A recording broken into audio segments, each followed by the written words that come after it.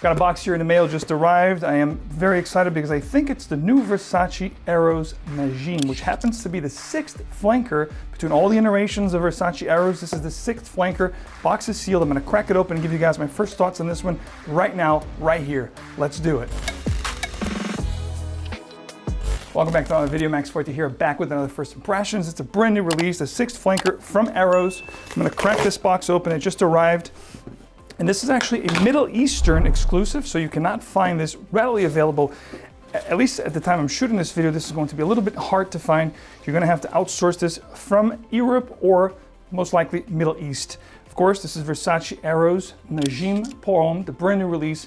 By the way, they have been very busy this year. We've, of course, a couple months ago, I want to say 2.5, 3 months ago, I talked about Versace Eros Energy, which is basically a quote unquote dupe or inspiration, on Aventus. So if you guys missed that, particular review, I'm going to pop it up here. Go check out that review. But today it's going to be all about the Middle Eastern exclusive. I love when brands do these Middle Eastern exclusives because at the most part, at the majority of time, it's going to be a darker, more deep, more intricate, daring kind of composition. For the most part, of course, there's exceptions to the rule. This is going to be Versace Eros Najim. Again, the 6th flanker. This is a parfum concentration. Looking at the box, it's going to be this bronze kind of a color with gold appointments.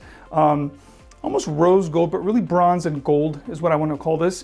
Really cool. This is actually 200 ml. You're going to have a batch code here etched in the bottom of the box, which also should match the bottom of your bottle. So let's crack this open right here, right now for a first impression. I am excited about this one. You guys watching this video from anywhere in the world, please let me know in the comment section if you guys have tried Najim from Versace. I'm curious to read what you guys have to say. So the box is really cool, bronze, almost like this brown color, with the gold appointments. The bottle is going to be following suit to all the other Versace Eros, of course. This is going to be this brownish and bronze kind of a color scheme. Beautiful bottle, the Medusa right there, Versace Eros Najim Parfum Edition. Again, that batch code I talked to you guys about, stickered and etched in the bottom of the bottle. Let's take a look at the sprayer. Sprayers are really nice, which is what we've become accustomed with the house of Versace over the years, which is one of the best designers out there. I wouldn't say the best designers when it comes to their releases, but definitely one of the most talked about. I would say at least in the top 10 or so. So let's take it for a test drive. And here's what I'm gonna do. I'm gonna actually do two things. I'm gonna spray the blotter here. I'm actually gonna spray the back of my hand. And I can actually smell the air right now, and it's quite nice. It's taken over the room a little bit.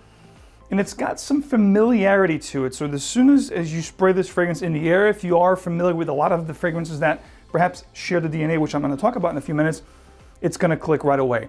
So off the top, it's going to be spicy. It's going to be ambery, it's going to be sweet, and it's going to be spicy. The three things that I would, right off the bat tell you: ambery, sweet, and spicy. Not overly sweet, which is a good thing, but a definitely playful kind of a scent. If you do enjoy fragrances, what comes to mind right off the bat, Spice Bomb Extreme from Viktor and Rolf comes to mind. I don't know if there's tobacco in the base of this fragrance.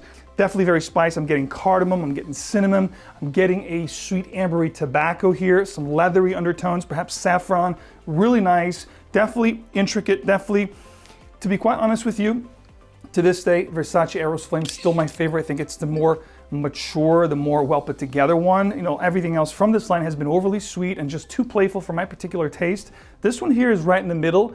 It's going to have some similarities with that vanilla, not the mint, but the vanilla and the tonka bean that you get with the original Versace in the back. You get the mandarin orange, which is really prevalent in the Versace Eros Flame, which I do like here. And you do have those leathery / tobacco, kind of inflections as well. Definitely nice. I think it's going to be really long lasting for what I'm getting here on the first impression standpoint. Like I said, it took over the room. As you can see, there's a sheen on my hand. It is actually quite concentrated for a parfum.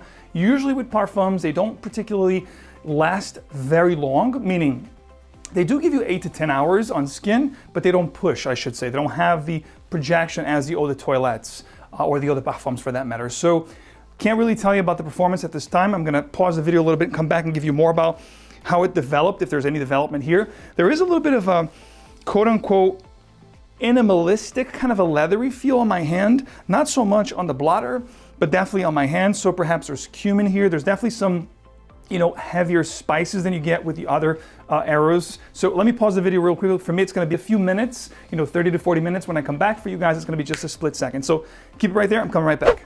All right, so looking at the notes, it has caramel, mandarin orange, again, that I talked about that I was getting from the Versace Eros Flame, which is still my favorite. The heart of this fragrance is talking about cardamom and oud. I'm definitely getting cinnamon. I'm definitely getting other spices. As we all know, when it comes to fragrances, when you look at notes, note breakdowns and pyramids, they're only going to give you the main skeleton, if you will, but of course they leave a lot of things out. So I'm definitely getting cinnamon. I'm definitely getting that cardamom. The oud here is very, very quiet, very subdued, really in the back. Maybe that's the animalistic facet that I was talking about.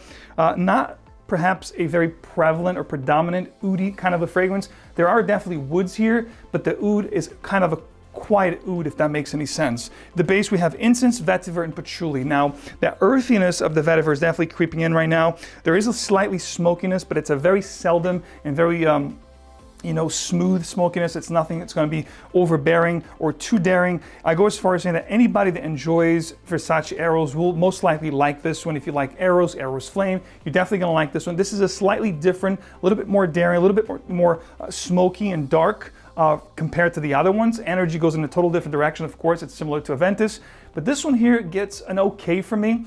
It's not very unique at all. It's, when you smell this, it's going to harp into different territories of fragrances that you already know. Stronger With You comes to mind from Armani, Viktor and Rolf Spice Bomb. It's going to have nuances of all those fragrances that are well known to be vanilla, tonka, sweet, driven type scents. So it's a good fragrance. If you don't have those type of scents already in your wardrobe, perhaps check this one out. You might even like this over the other ones. But this could be quite redundant if you have a large collection that's in dozens of bottles at this point. This is going to be something, especially if you have a lot of sweet inclined fragrances, tonka, vanilla, ambroxan. This is going to have a lot of those inflections that we're very accustomed to over the last few years. So it's a good release, not great. Best seasons for Versace Eros Najim. I think it's going to be the season we have right now, fall into winter and early spring. Summertime, this can be cloying. It is rather sweet. From the time I paused the video and came back, it actually got sweeter on my skin. So definitely those sweet inflections will come through. It's not talking about vanilla or tonka in the note breakdown. It's giving me the incense, the vetiver, and the patchouli. That patchouli here is like a cocoa patchouli. It's a very creamy, smooth, and chocolatey kind of patchouli, if that makes any sense. The vanilla and tonka are definitely present here, and I'm definitely getting ambroxan, which will make this quite lasting, as it's really strong on my skin. I think because of the sheen and everything, I think it's going to give me 8+, no problem. If you spray your clothes, it's going to last quite long, but definitely early spring, when it gets really hot in the springtime, I would refrain from wearing this. Summer, to me, it's going to be a no. It's going to be a pass. But fall and winter, this is going to be perfection. It might even make, if I may, depending on how I wear this fragrance, it might make my top winter. I don't know for sure. It would have made my top fall for sure, because I think that would be the perfect season to rock this fragrance. Fall, no doubt about it. I do get a leather and a tobacco vibe here with this fragrance that are not listed as notes. There's saffron here for sure. It's creamy, it's inviting, it's quite nice. I don't think there's going to be anything here that you're not going to appreciate. If you do like, perhaps, like I said, the sweetness here, it's going to be similar to a lot of sweet fragrances, but I do like the leathery and sweet tobacco vibe that I'm getting here. There's definitely that fruity, mandarin orange that's going to stick around throughout the life of this fragrance, which is quite nice.